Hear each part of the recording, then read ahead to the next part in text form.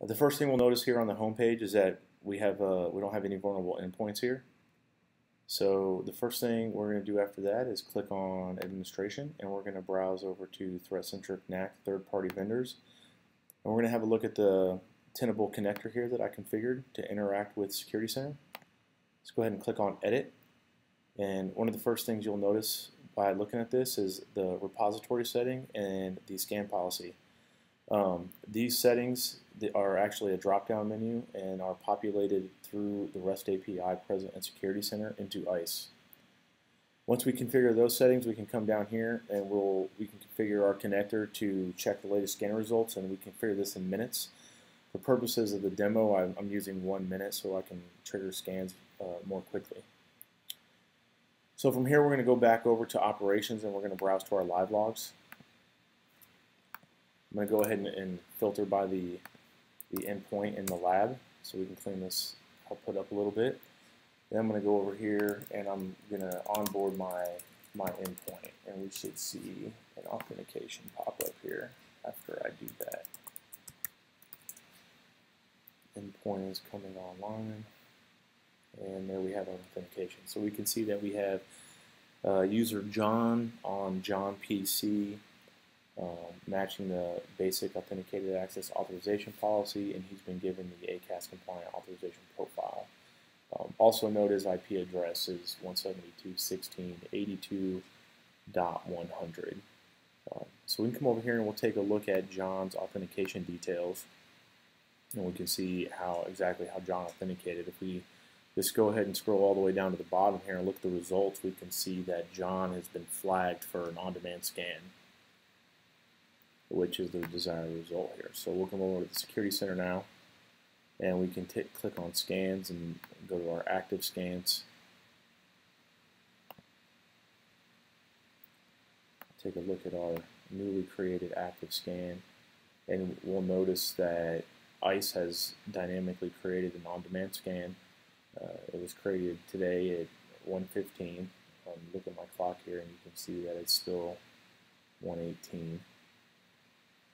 So we'll go back here, click on our scan results, and we should see that the scan is in progress. So while the scan is in progress, we'll have to hang tight here for a minute and wait for the scan to complete.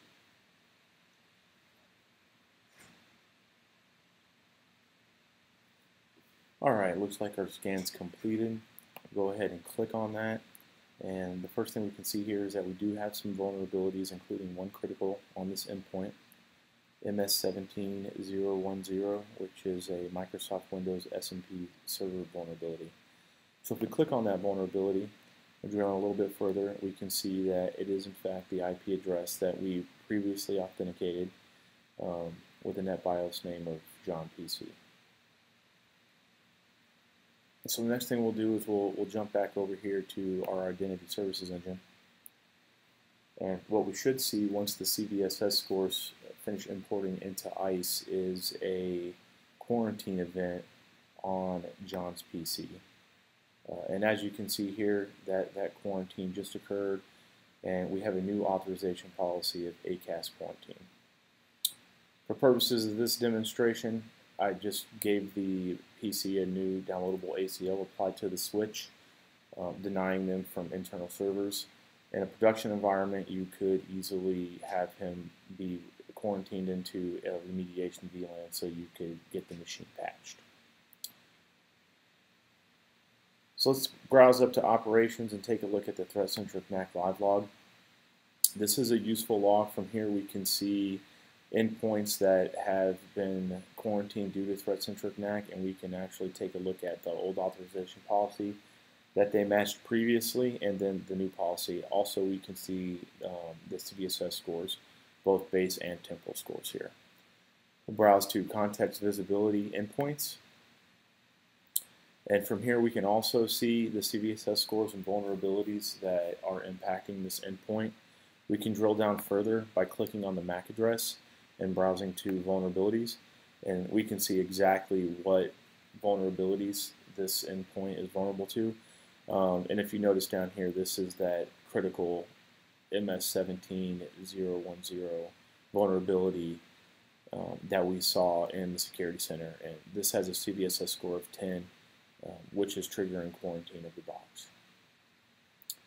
One thing you'll notice here back on the home screen, we do have a total count of 1 vulnerable endpoint now on the home screen to draw your attention to that when you log in. That's it for this demo. I hope you found this useful. Thank you.